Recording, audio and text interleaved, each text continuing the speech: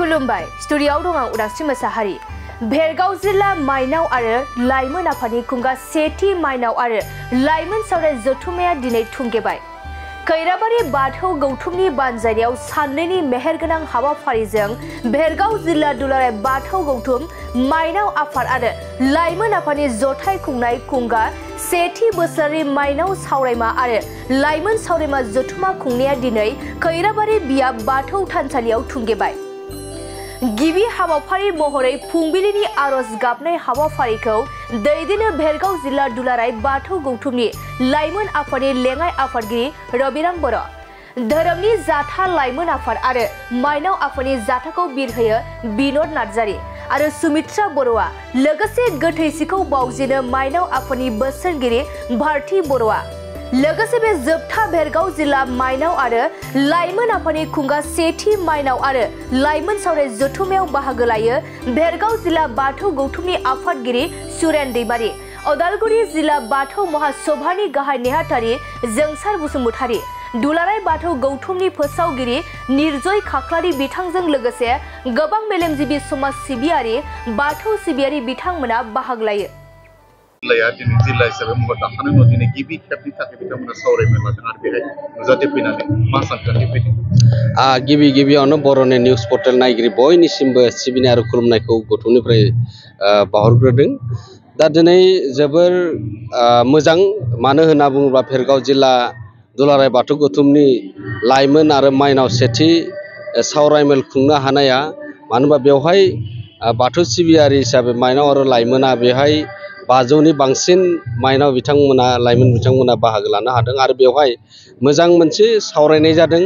आरो बेवहाय बे जिथु सावरायनो लादों बाथौ धोरोमनि सायाव आरो समाज फोसाबनाय, लोगोसे जौ जुवानि सायाव आरो सोलोंथाइखौ दावगाहोनांगौनि सायाव दुलाराय बाथौ गौथुमा दिनैनि समाव खामानि मावबोबाय थानाय लेखा बिथांमोना जिल्ला आफादा लाइमोन आफाद आरो माइनाव आफादखौ जिखिनि हाबाफारि लानो थिननाय लेखा दिनैनि हाबाफारिया बे खैराबारि बियाब बाथौ थानसालियाव मावफुंजादों। साननैनि हाबाफारिजों गमामायैनो जोङो धोरोमारि आफाद हिसाबै बियो साबायखर बावथावना आरो दिनै भेरगाव जिल्लाल' नङा, सारा मुलुगावनो दिनै बिथांमोननि मावनाय हाबाफारिफोरा मुलुगाव गोसारगोन आरो बेबायदिनो जोङो धोरोमनि जिथु मावथांखिफोरखौ लासै लासै गोसारहोलांनांगोन। जों खौसेथियै जों दावगानांगोन, आब्रुथियै जों दावगानांगोन आरो जोंनि फोसाबनाय आरो फोगोमनाय खान्थिजों जोङो जेरैखि जाया बाथौ धोरोमखौ मुलुगनां खालामनो थाखाय दुलाराय बाथौ गौथुमा नाजानाय लेखा मोनफ्रोमबो जिल्लानि सिङाव थानाय बियाब आफाद, गामि आफाद, बेफोर मोनफ्रोमबो बिथिङाव खामानि मावदों दिनैनि समाव।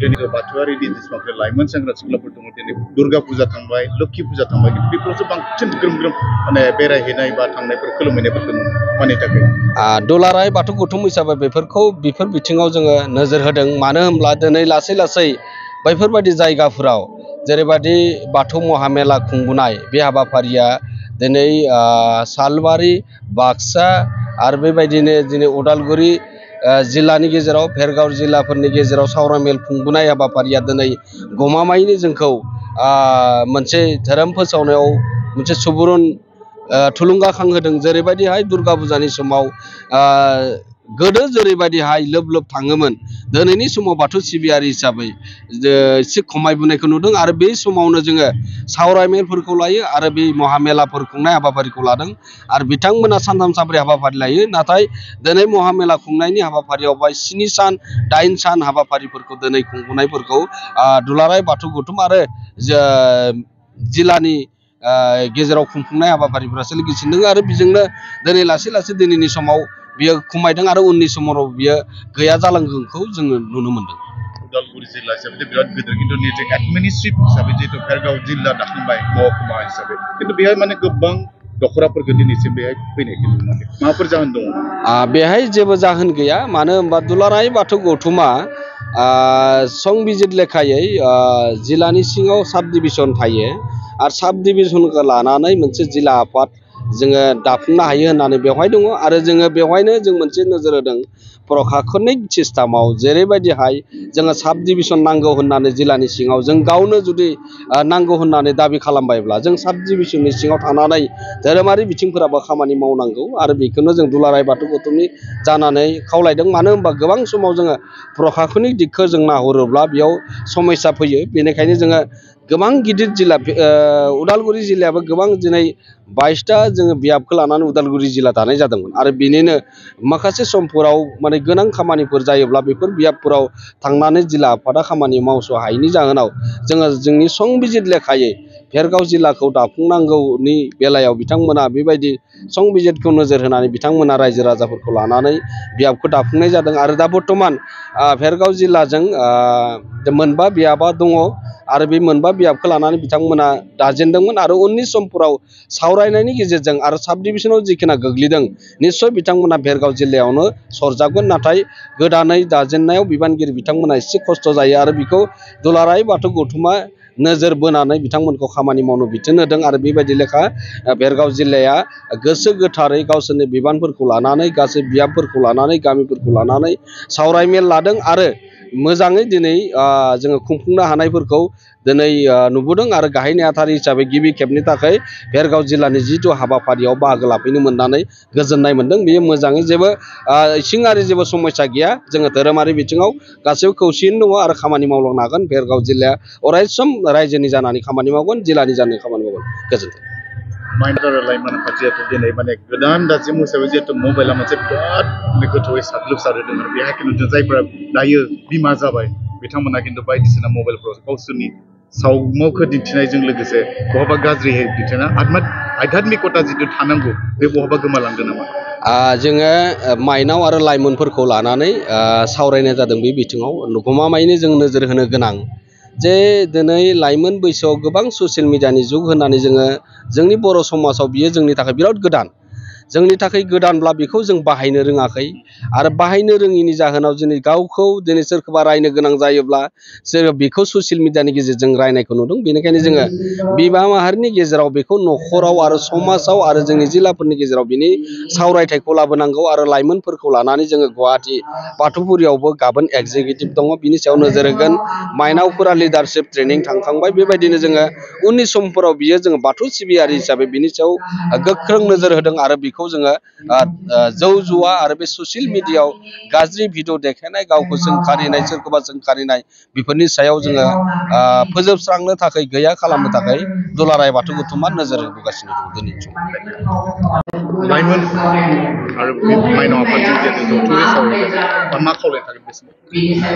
दिनै भेरगाव जिल्ला दुलाराय बाथौ गौथुमनि सेथि लाइमोन आरो माइनाव आफादनि सावरायमा मेल बियो मैयानिफ्राय दिनै गेवलां सावरायमेल जादों। गमामायैनो जोङो लाइमोन आफादनि सासे बोसोनगिरि हिसाबै जोङो बे लाइमोन सावरायमेलाव बेखौनो सावरायदों दिनै जिथुनिखि एन्टि ससियेल एक्टिभिटिस जायफोर लाइमोन सेंग्रा सिख्लाफोरा गोजावनानै दं बिथांमोनखौ जों खावलायो जे सानफ्रोमबो धोरोमनि लामाजों थाबायनांगौ। धोरोमनि लामाजों थाबायोब्ला जोङो जिथुनिखि एन्टि ससियेल एक्टिभिटिसफोर बेफोरखौ जोङो लासैनो गारनो हागोन आरो समाजाव गोजोन थासारिया फैगोन। बेखौ जों खावलायो धोरोम आफादनि जानानै आरो बेखौ आखरे आखरे पालन खालामलांनो थाखायबो जोंहा मैया जिथुनिखि सिबियारि मेल जादोंमोन बेवहाय मोननैसो थांखि लानाय जादों। जिहेथु जोङो टिन एज जायखौ माने 9, 10, 11 क्लासफोराव थानाय लाइमोन सेंग्रा सिख्लाफोरखौ आं सासे फोरोंगिरि हिसाबै जों नोजोर बोदों दिनैनि तारिखआव माने गुरु सिबियै माने फोरोंगिरिखौ मानियै, बिमा बिफाखौ मानियै आरो समाजनि मोजां आसार खान्थिफोरखौ मानियै बेबायदि जोंनि गेजेराव उग्र लाइमोनफोर ओंखारदों। गतिके बेखौ फोसाबनांगौब्ला जोङो धोरोमनि गेजेरजोंनो थांनांगोन। जोङो बै लाइमोनफोरखौ लानानै जोङो मा होनो धोरोमारि ट्रेनिं, धोरोमनि मोनसे स्पिरिचुवेल नलेज डेभेलपमेन्टनि थाखाय खोथा जों साननाय जादों। गतिके फैबाय थानाय समफोराव जोङो गरम बन्दयाव जोंनि जिमानखिनि लाइमोन सेंग्रा सिख्लाफोर दङ माने टिन एजनि जाय समाव जोङो आवसेरिया जालांनो नागिरो बा ड्राग्स एडिक्टेड जालांनो नागिरो एन्टि ससियेल एक्टिभिटिसफोरखौ लामा लाहाङो बेबायदि समाव जोङो जाहाथे धोरोमनि गेजेरजों बेबायदि मोनसे ट्रेनिं होनानै जोङो ध्याननि गेजेरजों इसोरखौ फोथायनायनि गेजेरजों समाज बिरोधी खामानिफोरनिफ्राय गोजानाव थानो थाखाय जोङो मोनसे बेबायदि हाबाफारि मावनानै जोंनि समाजखौ जोंनि बाथौआरि रायजो राजाफोरखौ बा जोंनि सुबुं माहारिखौनो जोङो फोसाबनायनि लामायाव आवगायलांदों आरो लाइमोन बिथांमोना जोंनि धोरोमनि बेबायदि लाइमोनफोरनि सावरायमेलफोराव बाहागो लानांगौ आरो बेयाव बाहागो लायोबा गमामायैनो जोङो स्पिरिचुवेल नलेजनि खोथा एसेबाबो मिन्थिगोन आरो बेबायदि थाङोब्ला जों इयुनाव जोंनि लाइमोनफोरखौ एसे मोजां खालामनो हागोन बेखौ मिजिं खालामदों। दिनै नैबे भेरगाव जिल्ला दुलाराय बाथौ गौथुमनि सिङाव थानाय लाइमोन आरो माइनावनि जि सावरायमा जथुम बे जथुम्मायाव बाहागो लानानै खोब मोजां मोनदों आरो दिनैनि नैबे हाबाफारियाव जि नुदों लाइमोन आरो माइनावफ्रा गोबां बाहागो लादों आरो दिनैनि नैबे समाव बाहागो लानायजों जों बेखौ रोखायै नुनो मोनदों जे जोंनि माइनाव आरो लाइमोनफ्रा गावनि असे आंगोनि धोरोमखौ लानानै दावगालांनायाव बेसेबांखिनि जोङो दावगालांनांगौ दङ आरो बेयो जोंनि थाखाय बेसेबां आंगो आरो बे जोंनि सैथो धोरोमखौ लानानै जों सिबिनाय खुलुमनायनि गेजेरजों जोङो नुवाथारि बोराइ बाथौखौ सिबिनो आरो खुलुमनो हानायनि गेजेरजों जोंनि न'खर आरो गथ'फ्राबो गावबा गावखौ दावगानायाव गोबांखिनि मोनसे बिहोमा मोननो हागोन इसोरनि बोर बान्सा मोननो हागोन। दा बेजों लोगोसे नैबे समाव गाज्रि मोननैसो थासारिया नुजाबाय थायो जायफोर थासारिफ्रा जोंनि गावनि आंगोनि असे बाथौ धोरोम जाय धोरोमा जोंनि जोनोमजोंनो सिबिबोजाफाखानाय मिथिंगायारि धोरोम बे धोरोमा थासेयावबो जों दा नैबे समाव नुदों जे जोंनि लाइमोन सेंग्रा सिख्लाफ्रा बा जोंनि खायफा बिमाफ्रानो गावबा गावनि गथ'खौ लानानै मुर्ति खुलुमहैनाय बा गुबुनफोरनि धोरोमाव बारसोमलांनाय बेबायदि थासारिया सोलिबाय थादों। नाथाय बेयाव गुबैयै मोजाङै साननानै नायोबोला गावबो बुजिनानै मोनगोन जे जोंहा गावनि असे थानायाव जों असे गावनि आंगोनि धोरोमखौ सिबियोब्ला खुलुमोब्ला जों गावनि बर' हारिखौबो फोथांनानै लाखिनो हागोन। बर' हारिनि जि राव थुनलाइ धोरोम आसार खान्थि हारिमु गासैबो बेयावनो बेरखाङो जिहेतु जों बेखौ आबुङै रैखा खालामनो हागोन आरो जोंनि बर' हारिया अरायसम गेरेमसा मोनसे माहारि महरै बे बुहुमाव थांनानै थानो हागोन आं बेखौ सानो आरो बेनिखायनो जोंनि लाइमोन आरो इयुन जोलैफ्रा गावनि आंगोनि धोरोम बाथौ धोरोमखौ सिबिनांगौ थानसालियाव फैनो नांगौ धोरोमनि बाथ्रा मिन्थिनो बुजिनो नाजानो नांगौ बेखौ आङो आंनि गोसो गोरबोनिफ्राय दुलाराय बाथौ गौथुम माइनाव आफादनि जानानै साफ्रोमनिसिमबो खावलायहरनाय थाबाय। गोजोनथाव खौरां टिभिएसनि गारि लानो गोसो गुदुं जानाय सुबुंफोरनि थाखाय मोनसे गोजोनथाव खौरां चिरां जिल्ला बिजनीनि बागुरुम्बा टिभिएस गारि श'रुमा नोंथांमोननि थाखाय दुर्गा फुजानि धामाका अफार लानानै फैदों। बाइक आरो स्कुटि गारि सालायनो मोजां मोनग्रा रायजो राजाफोरनि थाखाय बागुरुम्बा टिभिएस गारि श'रुमा धामाका अफार होना नोंथांमोननि गेजेराव मोनसे मोजां खाबु होगासिनो दं। बिजनी स्टेट बेंकनि साखाथिनि CRPF केम्पनि उल्था सोनाब फारसे थानाय बागुरुम्बा टिभिएस श'रुमाव डाउन पेमेन्ट होनानै नोंथाङा टिभिएसनि गारि लानो हागोन। नोंथांमोना बागुरुम्बा टिभिएस श'रुमाव फैनानै नोंथांनि लुबैनाय बायदि टिभिएसनि गारिखौ लांफैनो हागोन। टिभिएसनि गारि सालायनो मोजां मोनग्रा रायजो राजाफोरनि थाखाय बागुरुम्बा टिभिएस श'रुमा बेनि अनगायैबो गोबां मोजां अफार लाबोदों। बेफोर अफारफ्रानो जाबाय जेरै गंनै हेलमेट फ्रि, फुल टिंकि पेट्रल फ्रि एसर गिफ्ट आरो टिभिएस कम्पानिनि गासैबो मडेलनि एक्सचेन्जनि खाबुआ एभेलेबल जागोन।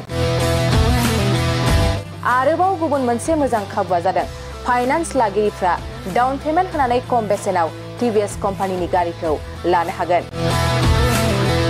लोगोसे आबुङै मिन्थिनो आरो बुकिं खालामनो थाखाय 7002132259 एबा 8638131734 जानबुं नम्बराव कल खालामना खौरां लानो हागोन।